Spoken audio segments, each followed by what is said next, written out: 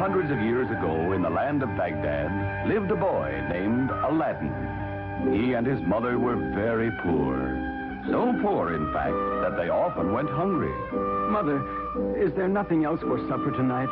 Nothing but this piece of black bread. Oh, how I wish your father were still alive. Now, who can that be? I'll answer it, Mother. At the door stood a tall, strange man. He wore a white turban of the purest silk. Why, hello. Aladdin, how are you, my boy? I'm all right, thank you. Who are you, please? Oh, who am I? Oh, I forget you've never seen me before. I am your uncle. My uncle? Yes, your Uncle Hamid. I'm a famous magician. Of course, the stranger wasn't really Aladdin's uncle. He was pretending. But why? Soon we'll know exactly why. Meanwhile, he performed feats of magic and showed Aladdin and his mother that he really was a magician. He made clouds appear and start raining. He clapped his hands and made thunder. Now, Aladdin, I want you to come with me on a very important journey. Where, Uncle? To the most secret part of the forest. They came to an underground cave. Now, my boy, deep down inside the cave, you will find a lamp. Bring it to me. Aladdin slipped down into the cave. Deeper and deeper he went. Finally, he came upon a lamp. An old, dirty lamp that looked absolutely worthless. Could this be what he wants? Suddenly, a strange feeling came over Aladdin. He felt that he must not give up the lamp, but keep it for himself. For a long time, Aladdin remained silent, refusing to give up the lamp. I'll seal him in forever. The magician intoned some mysterious words, and a huge rock fell into the entrance of the cave, sealing it off. Then he left, never to return. Poor Aladdin. He stood inside the pitch-black cavern holding the lamp and not knowing what to do. In the darkness, he stubbed his toe and fell heavily on the ground. Then, to his amazement, the cave was filled with light that flowed from a huge genie that appeared out of nowhere. You called, Master? Who are you? The slave of the lamp. Whenever you rub the lamp, I appear to grant you your every wish. Rub the lamp? Oh, I must have rubbed it by accident when I fell. That is true, Master. Now command, and I obey.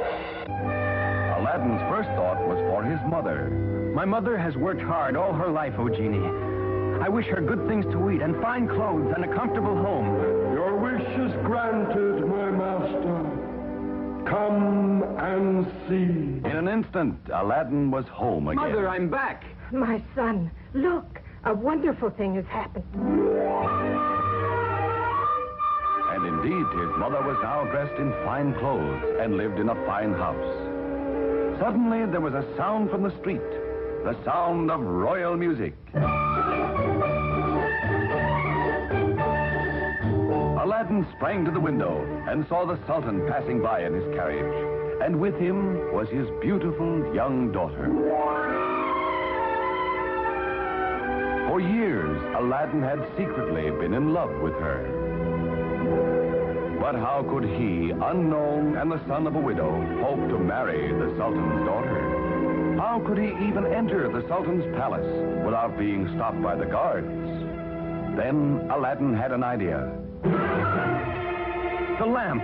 Here, let me rub the lamp. What do you wish, my master? Take me to the palace of the Sultan. Your wish is granted, my master. Who are you? My name is Aladdin. I love you, and wish to marry you. But how can that be? I am promised to another, Mephisto, son of the Grand Visor.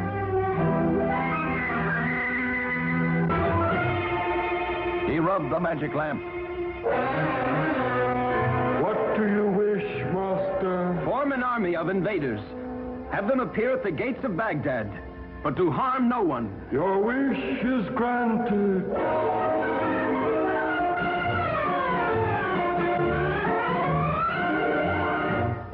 The Sultan's daughter saw that Mephisto was a coward, but still she thought she should marry him. Next, Aladdin had the genie change him into a helpless old beggar. Please, Mephisto, I am starving. Help me. Help you? Get out, you lazy old man. And the Sultan's daughter saw that Mephisto was cruel, but still she thought she should marry him. Finally, Aladdin ordered the genie, in disguise, to tell Mephisto that the Sultan and his daughter had quarreled, and that she had been disinherited. Worthless woman. What good is she to me without her father's money? When the Sultan's daughter heard that, her eyes were opened, and she refused to marry him. Soon she fell in love with Aladdin and married him instead.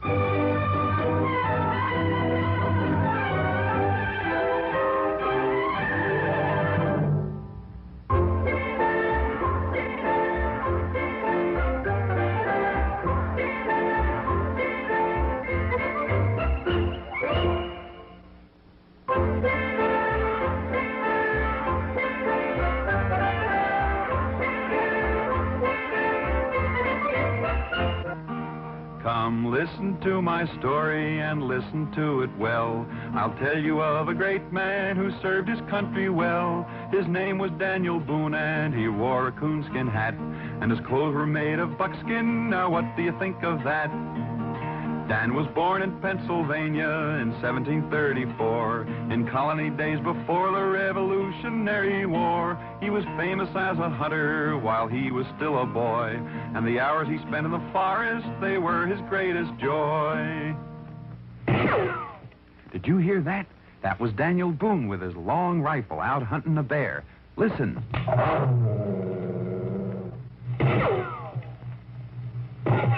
He got him. Daniel Boone shot that bear. That was when Daniel was only 15 years old. Yes, Daniel Boone was the greatest hunter and explorer this country ever had. Now, sometimes Dan hunted bears. And sometimes wildcats. And other times the timber wolf.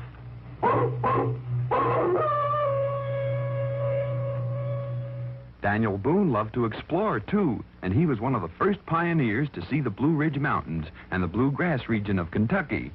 Oh, Daniel knew the forest, he knew the forest well, the mountains and the rivers and where the animals dwell. He was handy with a rifle and with a hunting knife, and he loved the open spaces, the cleanest kind of life. Of course, there were other dangers in the forest in those days besides wild animals. There were Indians, and one day when Daniel was exploring a cut in the mountains where Kentucky, Virginia, and Tennessee meet, an area known as Cumberland Gap, he knew there were Indians ahead, unfriendly Indians. Quickly, Daniel turned around and silently he cut back on his own trail, but the Indians were behind him, too. Dan was surrounded. Dan fought like a wildcat, but the odds were just too great. He was captured and taken to the Indians' camp. The Indians knew Daniel's reputation, and they tied him to a tree post to prevent his escape. That night, when the Indians were asleep, Dan found a sharp piece of bark right back of where his hands were tied. Slowly and painfully, he rubbed the leather cord against the bark until at last he was free. Then, as quiet as a cat, he escaped. The Indians followed, but Daniel covered ground so fast that he left their swiftest runners behind. He covered 160 miles on foot in 4 days, and he met his friends, settlers from back east at Cumberland Gap. During the Revolutionary War, Dan was a major in the American Army, and his great knowledge of forestry and wood lore came in handy when he fought the British and the Indians on the British side. But he was friendly to many Indians because Daniel was a fair man to red men and to white, and he never used his rifle unless he had to fight. He didn't like big cities, he kept on moving west, and he helped to build our country and tame the wilderness. When the Revolutionary War was over, Dan kept heading west until he made his final home in Missouri. There he would sit under a tree during the day, and settlers and Indians came to him with their problems, for he was a man of great justice and simple democracy. His tree became famous as Boone's Judgment Tree. Often Dan sat under it and remembered his old battles and adventures, and he would fondly dream of his hunting days when he hunted the big bear and the savage wildcat and the wild timber wolf.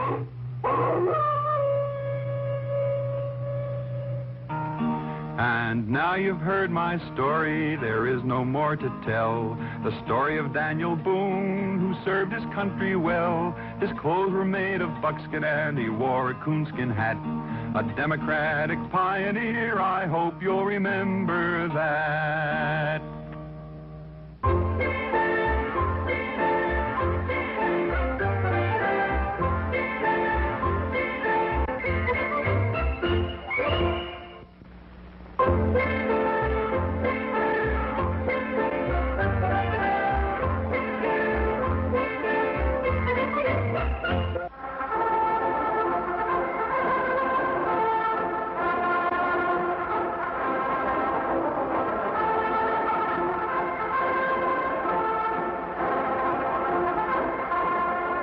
Do you recognize that music?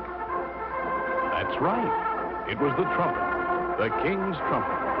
And here's a wonderful story about that music.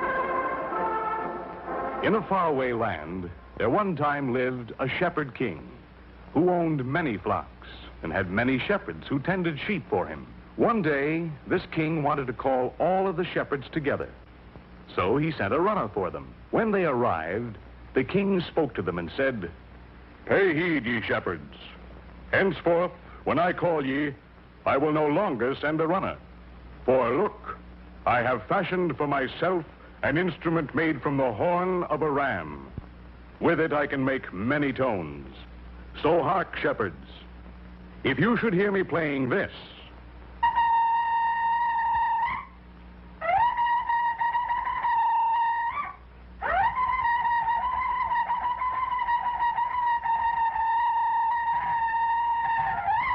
come home at once. This instrument we will call a shofar." Soon, each shepherd made his own shofar, and each made up his own call. They all made a set of calls so they could speak to each other. And while the sheep grazed, one could often hear the call of the shofar echoing from hilltop to hilltop. Later, when the king became mighty, he had an army, and the shofar was used to call men to war. As time went on, men learned to work with metals. Soon, they found that horns could be made of brass and gold and silver. These horns could play many more tones than could the ram horn.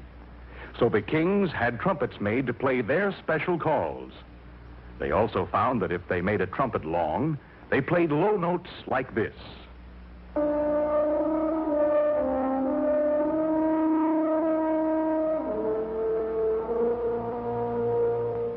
And when they made the trumpet short, they played high notes like this.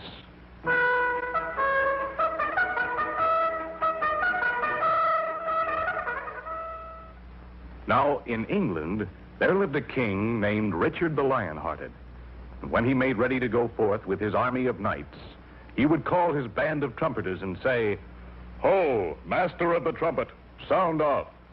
And the master of the trumpet would reply, "Aye, my lord. Trumpeters, prepare. Sound the tucket."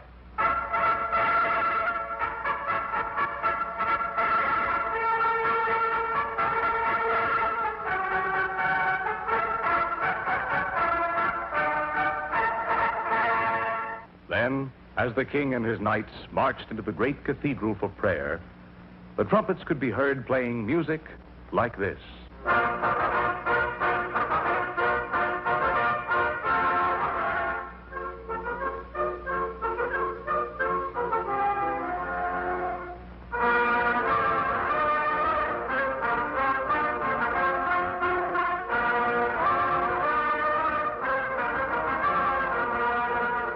Early in the 18th century, a wise musician said, "We need many trumpets because each one plays only a few notes."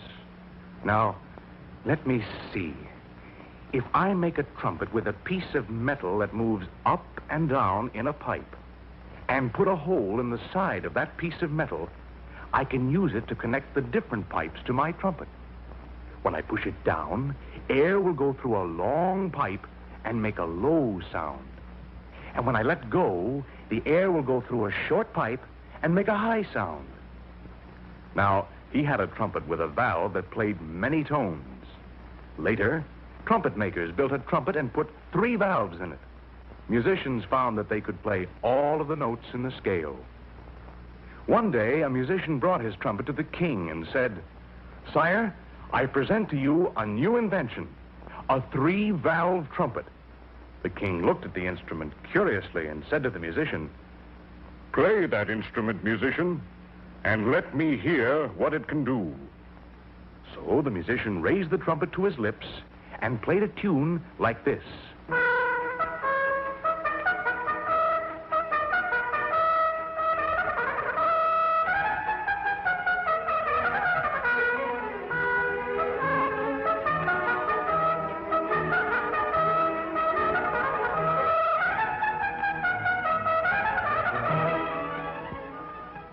The king was very pleased, and the musician was greatly rewarded.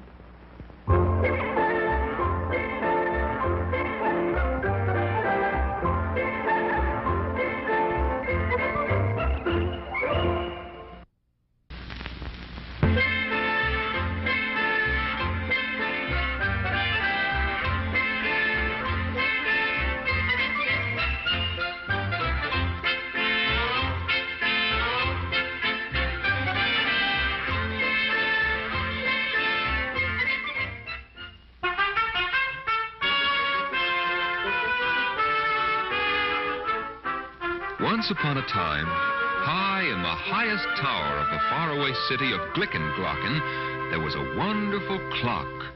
The numbers on its face were inlaid with precious jewels, and its hands were carved of purest ivory. And to mark every hour, one silver cock crowed. 2 brass trumpeters came out and played.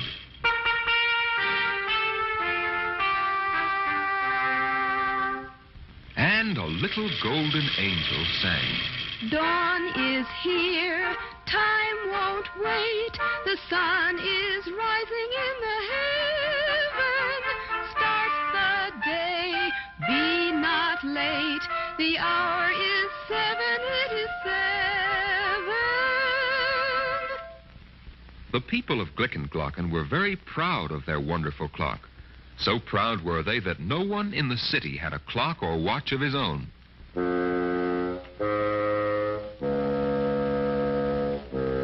Across the river from Glickenglocken stood the ugly city of Dumburg. Now, the wicked king of Dumburg had always wanted to conquer Glickenglocken, but he was afraid to attack. Suddenly, the king cried, I have it. I'll stop their big clock, and without watches or clocks of their own, they won't be able to tell the time. Everything will be thrown into confusion, then I will strike. So the wicked king of Dumburg sent his boldest henchman into Glickenglocken to stop the clock. Slyly, the henchman crept close to the tower just as the clock was about to strike. The hands of the wonderful clock pointed to 3 as he tiptoed up the steps.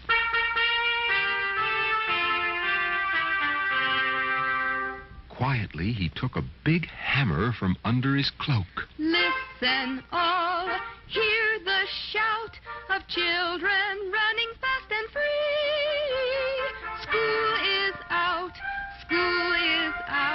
The hour is 3, the hour is... The clock was stopped. Yes, the big clock was stopped. Its hands pointed to 3 and moved no more. Then, just as the wicked king of Dumburg had planned, all over the city of Glickenglocken there was terrible confusion. What time is it? What time is it? What time is it? What time is it? Should we work? Should we work? Or should we stop? Or should we stop? Should we open up the store to close up every shop? Every shop. The wicked king brought his army to a high ridge just across the river, and there behind the hill they waited while things in Glickenglocken grew more and more confused. Is it late? Is it early? Goodness, what a hurly-burly. Is it early? Is it late? What's the hour? What's the date? Maybe it is time for bed. Get up quick and work instead. What has happened to our town? Everything is upside down. The wicked king cried, Now is the time! Over the bridge and Glickenglocken will be ours!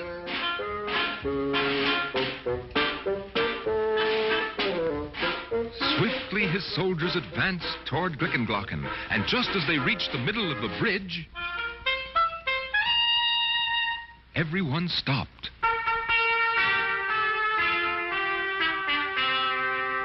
They looked up. Hear me well, all take care. Across the river from the ridge, now comes the foe. So beware, all Glickenglocken to the bridge now. Our wonderful clock is magical. Yes, Captain, and the magic has saved our city. To the bridge, men!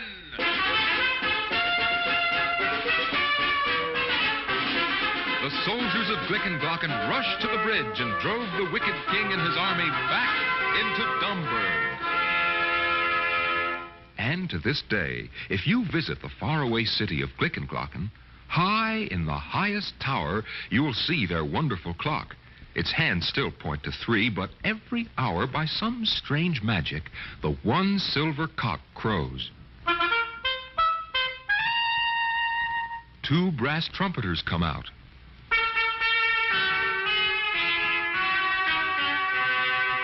And the little golden angel sings. Seconds fly, minutes flow, and hours into days and years. Well, time speeds by. All should know that time is precious. Use your time well.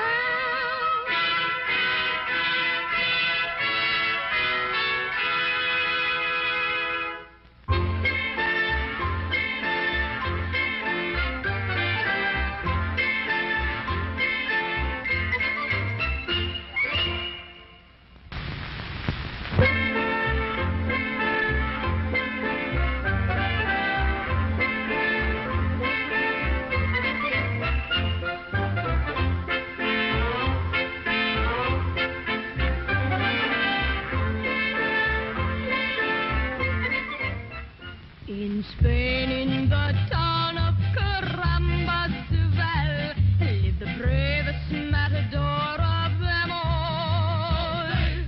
His name was Juan Pablo Garcia Miguel. He was 3 feet and 2 inches tall. When night cast the cloak o'er Carambasuvel, Juan Pablo would run to his bed. But he'd never dream of a big ice cream hill. He would dream of the bullfight instead.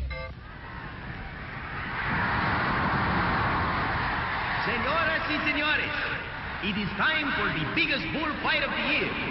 Today, we have the biggest bull ever to fight, El Toro Diablo, the devil bull. And fighting him, the only matador in all of Spain who is brave enough to enter the bull ring with Diablo, Juan Pablo Garcia Miguel. And here comes the band.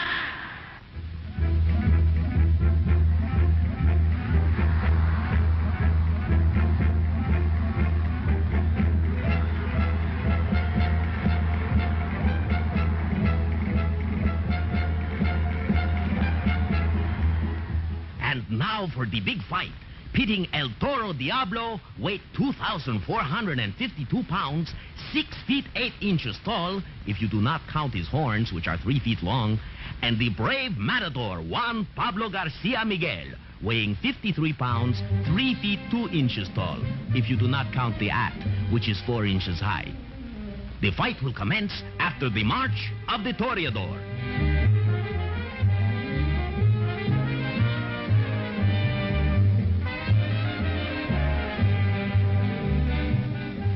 Señores y señores, it is time to start the big fight.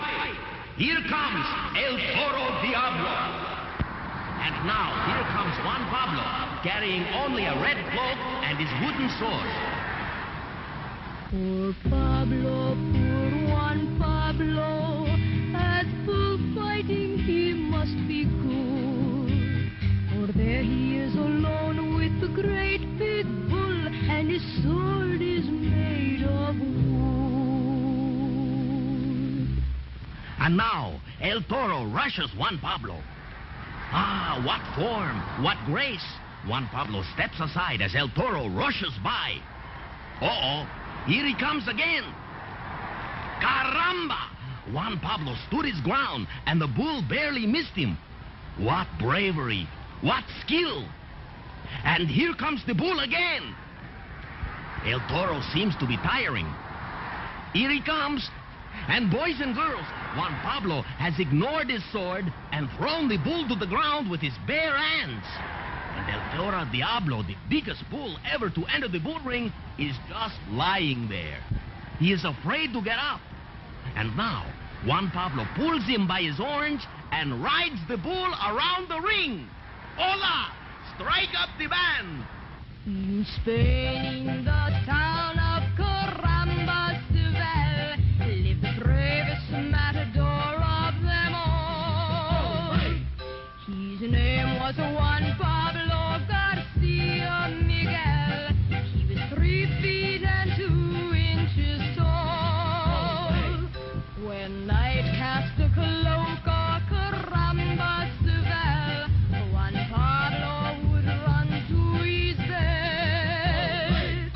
But he'd never dream of a big ice cream hill. He would dream of a bullfight instead.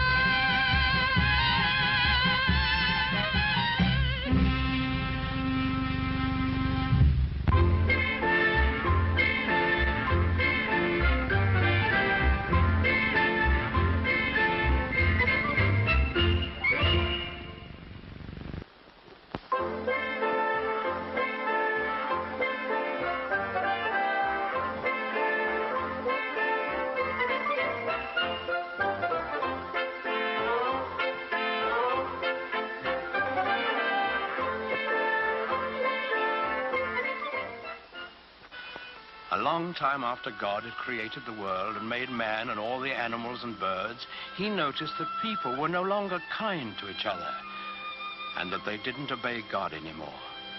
So he was angry. But God did see one man in the world who was kind and good and who obeyed the Lord's word. This man was Noah. So God appeared to Noah and he let him hear his voice. And the Lord said, "Behold, I will cause it to rain upon the earth 40 days and 40 nights. I will bring a flood the earth to destroy all flesh, and everything that is in the earth shall die." But God told Noah to build an ark and to take 2 of every animal in it with him to keep alive during the storm. And when Noah had heard God's voice, he was grateful, and he set to work right away to build the ark. This was a great boat with many, many rooms in it.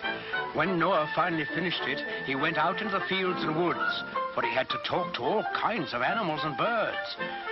He talked to the lion and the wild horses. He talked to the pigs in the barnyard and the elephants in the jungle and the cute little kittens in his own house. Noah talked to all the animals on the face of the earth, even to the doves, cooing in their nests.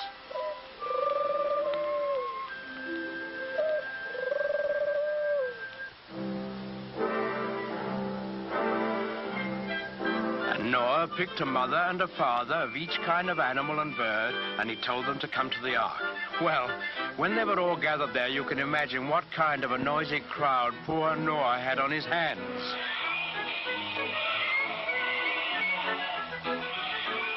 What with lions roaring and pigs squealing and monkeys chattering and hyenas laughing, well, it must have been noisier than a crowd of children on the annual Sunday school excursion. But Noah was wise and gentle, and he understood about animals, so he got them lined up in a long row, 2 by 2, and then he started them up and into the ark through the big door in the side. The bees were the last to go in, because bees have a stinger in their tails, and no animal wanted to get in line behind them. Noah stored food in the boat and then saw that his wife and his sons and their wives were safely inside. Then he shut the big door behind him and he bolted it so that no one could get. Then there was a flash of lightning and the thunder roared as it never had before. Big black clouds hid the sun so that it was almost as dark as night. And out of those clouds came the greatest rain the world has ever known. It lasted for 40 days and 40 nights, as God had promised Noah. All the land was covered with water, and not a house or a living thing remained anywhere.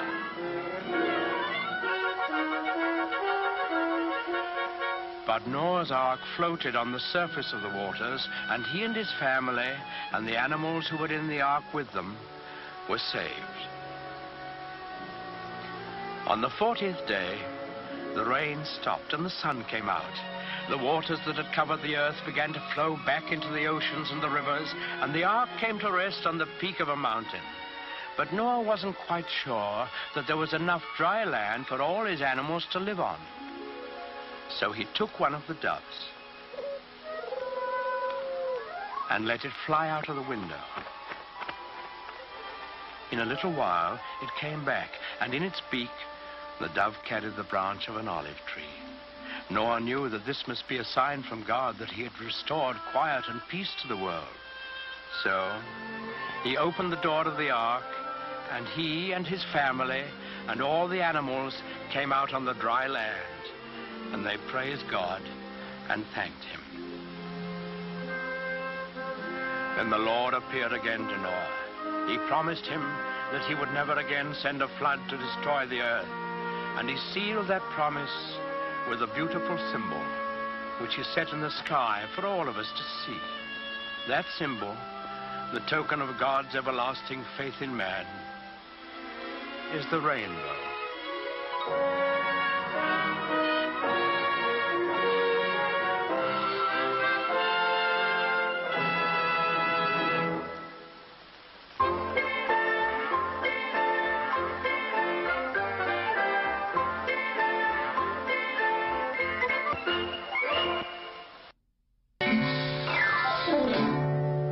Panchito. Panchito.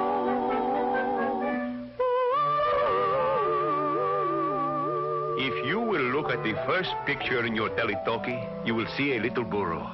His name is Panchito. He's the little fellow with the big ears. One little chicken, she clucked. The little goose, he honked. And the little pig, he squealed. But when Panchito tried to bray, out came nothing. He tried and he tried, but no hee-haw.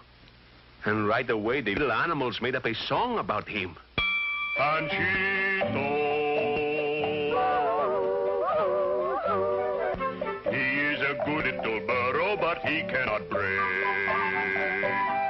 Cannot he, cannot haw, this is awful. Panchito. The gooses and geeses, their nephews and nieces all say. What a shame, such a shame. Too bad for the parents of little Panchito. Panchito has ruined their name. Panchito.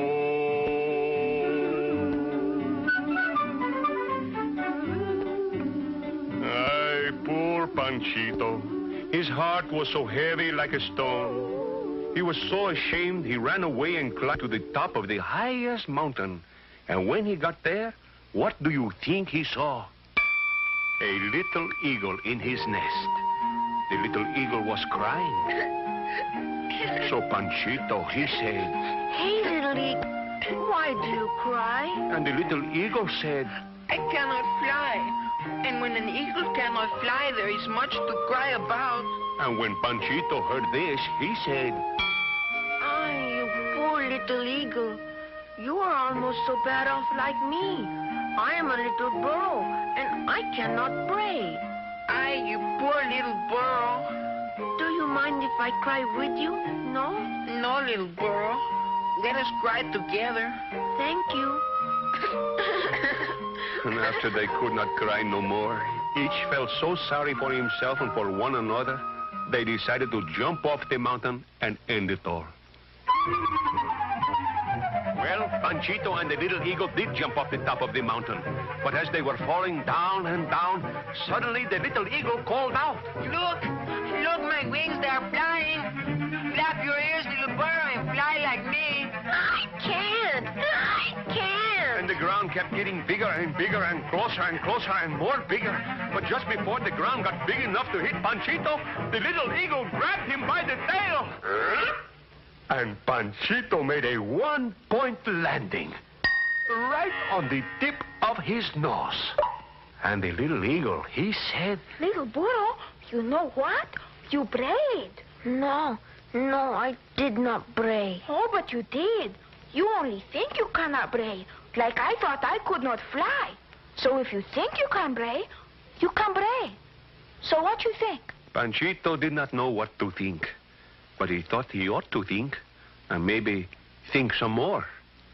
In the meantime, at the village, a big fiesta was commencing to begin.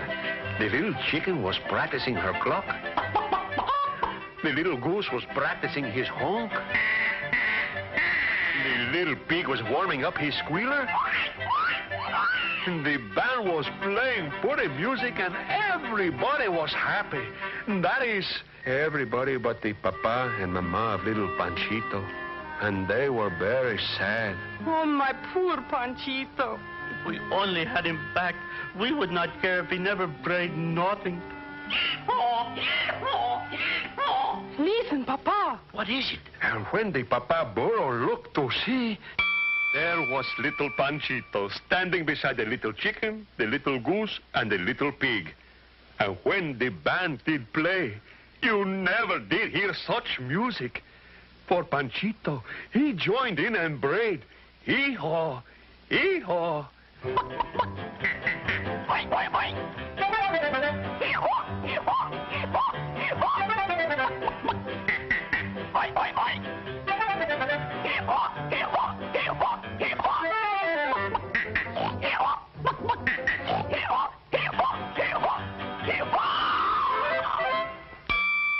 And now little Panchito makes the biggest and most beautiful hee-haw in all Mexico. Which goes to prove, if you think you cannot, you cannot. But if you think you can, I think.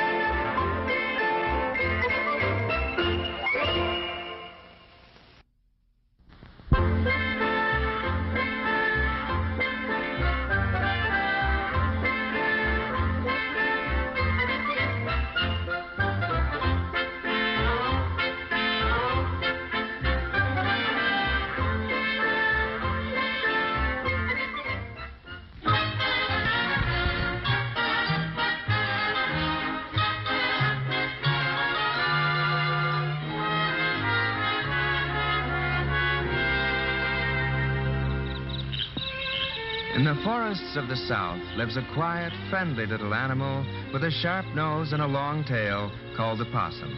Not equipped by nature to be a fighter, the possum has another way to protect himself. When trapped by the hunter's dogs, he plays dead, and the dogs leave him alone. Little Peppy Possum, the hero of this story, sings about it. When the dogs are near, a possum plays dead, and he lies sprawled out like he fell on his head. He doesn't move a muscle, he's as still as can be. He's playing possum just to fool him, you see.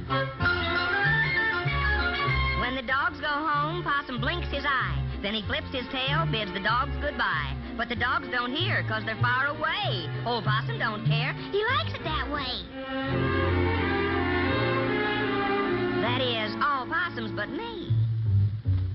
I'm a little possum who won't play possum. I don't like to stay too long in one place. I'm a little possum who won't play possum, and I like to lead the dogs a merry chase. Little Peppy Possum's father worried about his son, and one day he took him aside for a little talk. Peppy. Yes, Pappy? Peppy, how come you don't play dead when the dogs are chasing you? I just don't scare easy, I reckon. Who's scared of old hound dog, Pappy? Oh, I can tell you that, Peppy. Who, Pappy? Your pappy, Peppy. That's who. But Peppy just laughed and ran off into the deepest part of the forest, looking for danger and excitement, for adventure. I guess my pappy means well, but he doesn't have to worry about me. I'm smarter than old hound dog. But suddenly, without warning, out from behind a bush jumped Major, one of the biggest, most ferocious hound dogs in the forest. Well, who have we here? Little Peppy Possum, I do declare. Howdy, Major. Well, I enjoyed our little talk, but I gotta go now. Bye. Hold on there, Peppy. Gotcha. You let go my tail, Major. You hear me? I don't like it. And if I don't let go? Well, reckon I'll just have to learn to like it. I'm a-taking you home to my master. He just loves possum stew. Oh, Pappy, why didn't I listen to you? You were right, and I was wrong. Poor little Peppy Possum. He was being dragged away, and there seemed to be nothing he could do about it.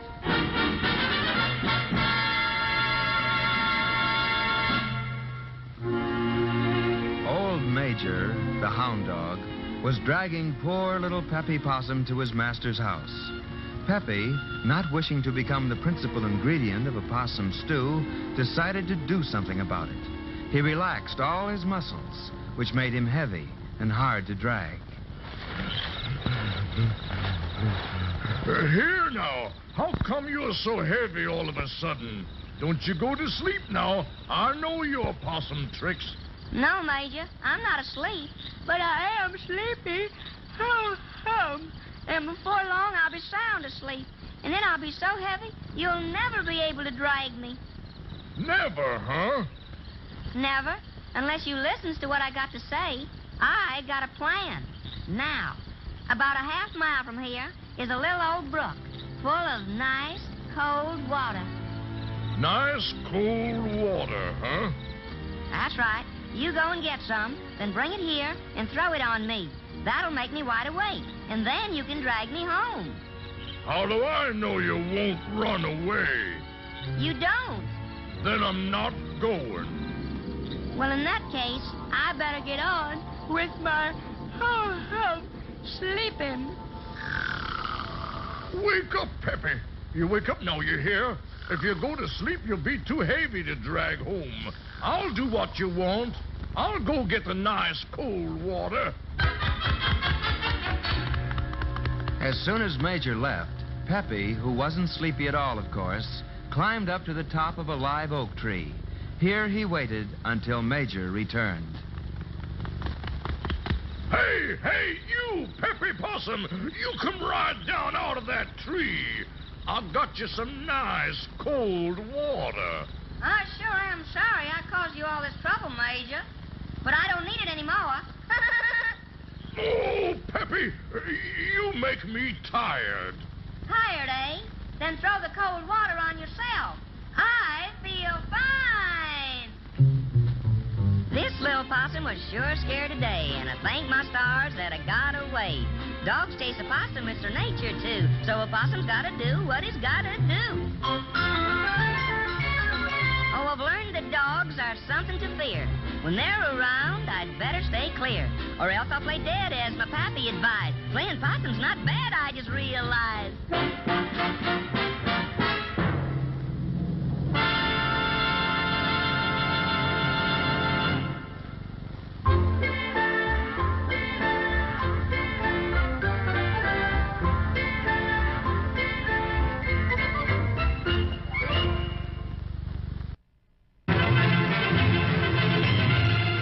Cold winds of autumn blow the leaves from the creaking branches of big trees.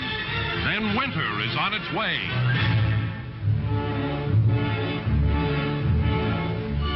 Many, many years ago, there lived in a faraway country named Greece a soldier, Artemis, and his little boy, Plino. One day, Artemis took Plino on a hunting trip. When nightfall came, they were far from home. It was warm. Plino and his father found a haystack, and there they went to sleep. Later, Plino awoke. It was black and cold. He reached out to touch his father, but Artemis was gone. Plino heard something moving in the dark. Then he recognized the steps. It was Artemis. Artemis had found some wood. He started a big fire. "Lad," he said to Plino, "we've been caught by winter." Plino moved close to the fire. He thought for a moment. Then he asked, "Why, Father, is it not always summer?" "Well," Artemis said, "I'm not sure I know exactly, but there's an old story. Get in closer to the fire and I'll tell you."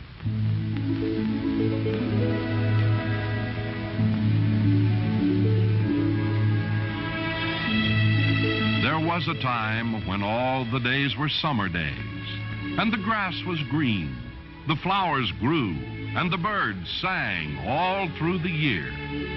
And in this happy time, there was a young girl named Proserpine. She was beautiful, gentle, unafraid, and she was so kind that even wild animals were tamed before her.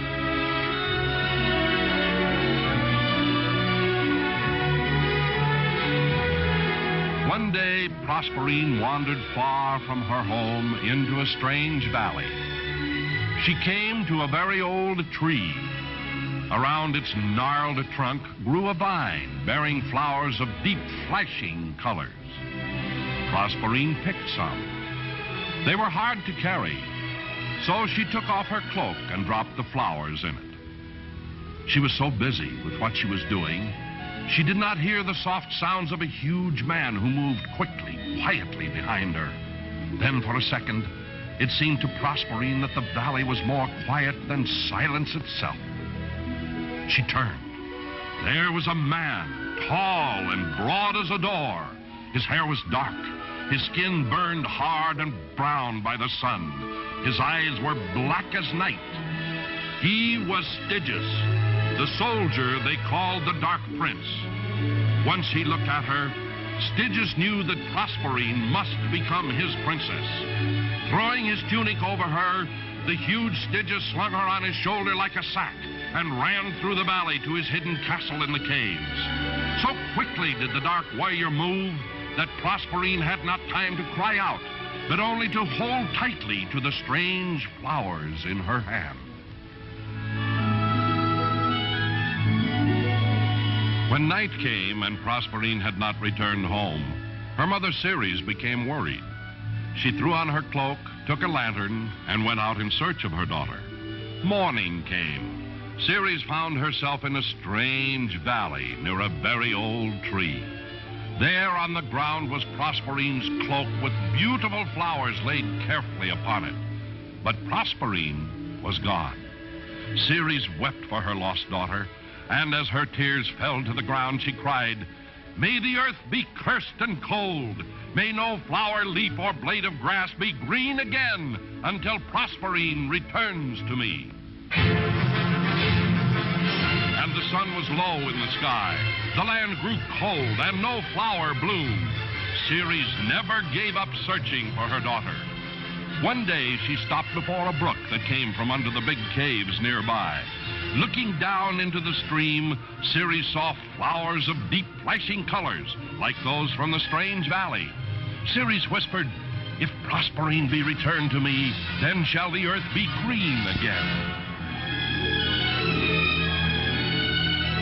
Finding an entrance to the caves, Ceres quietly crept along the cavern walls.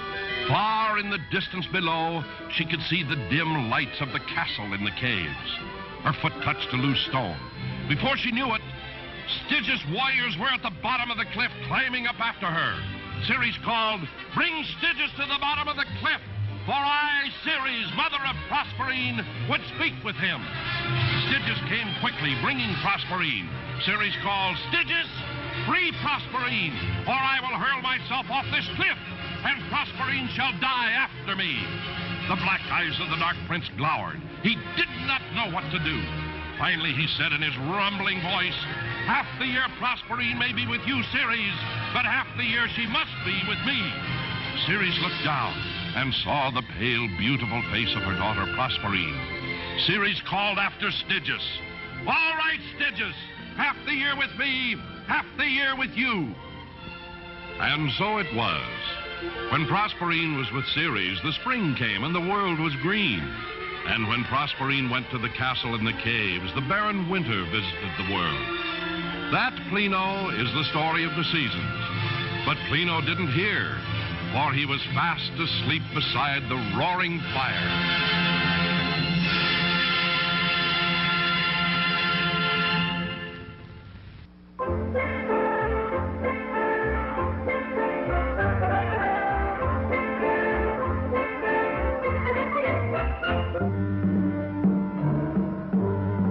Our story begins in the ancient country of Persia, in the city of Baghdad.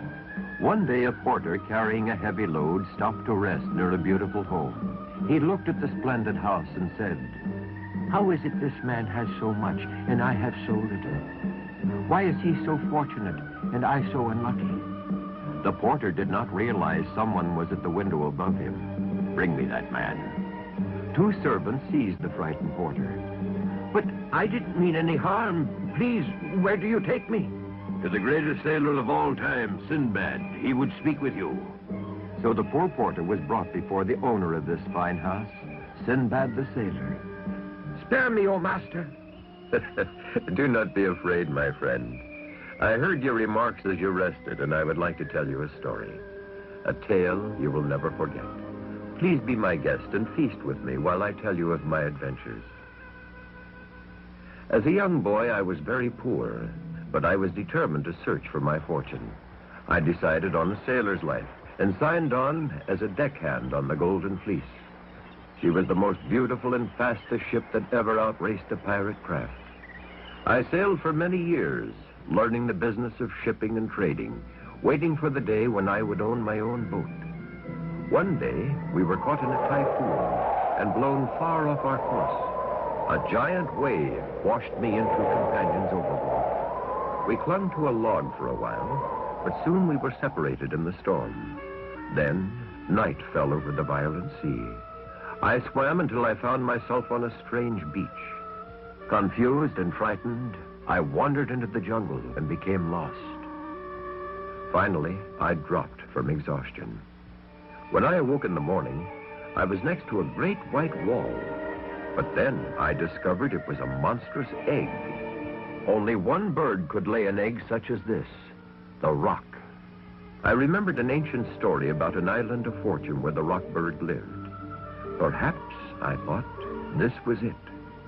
A great flapping of wings startled me. The roc. I hid under the egg, wondering what to do, when I had a desperate plan. I tied myself to the roc's leg, so that when he flew high above the trees, I could get my directions. As we went higher and higher, I could see a river leading out to the ocean. Finally, the great bird landed in a cave high on a mountain. A strange light came from within. Untying myself from the bird, I sneaked into the cave and could hardly believe my eyes. The Island of Fortune. For there was a treasure in jewels beyond any dreams. I filled my pockets and clothes with as many jewels as I could carry. When the rock had gone, I sneaked out of the cave and down the mountain. I constructed a log raft and let the river carry me towards the sea. Suddenly, I was no longer moving. The raft had stopped. Then I saw why. A monster 20 feet tall had grabbed the raft and was lifting me up in the air. He had one huge eye, large ears, and an ugly mouth. The hideous creature paralyzed me with fear, for I expected to be killed at any moment. The beast took me to his nearby cave and dropped me into a cage, and I saw what my fate was to be. There, tied to stakes, were my 2 shipmates. The monster was going to cook and eat them. I couldn't see any way of escape. My only hope was to distract the giant somehow. Then I thought of the jewels.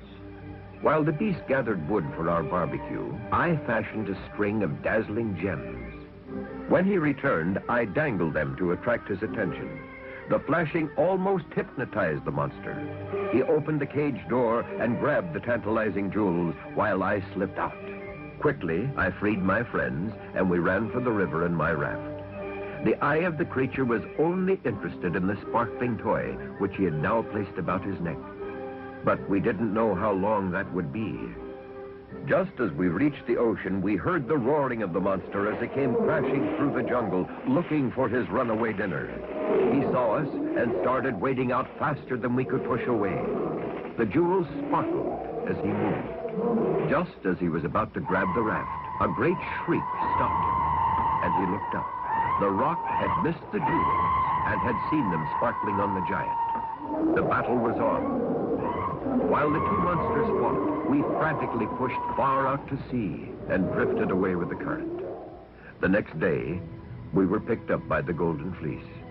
I had enough jewels to make the entire crew wealthy. I was able to buy my own sailing ship and prospered as a merchant and trader before I settled here in this home. And so, friend, you see, I earned my fortune in a great adventure. For listening to an old man's story, I present you with a gift. The wealth this jewel will bring you will remind you of the famous Sinbad the Sailor.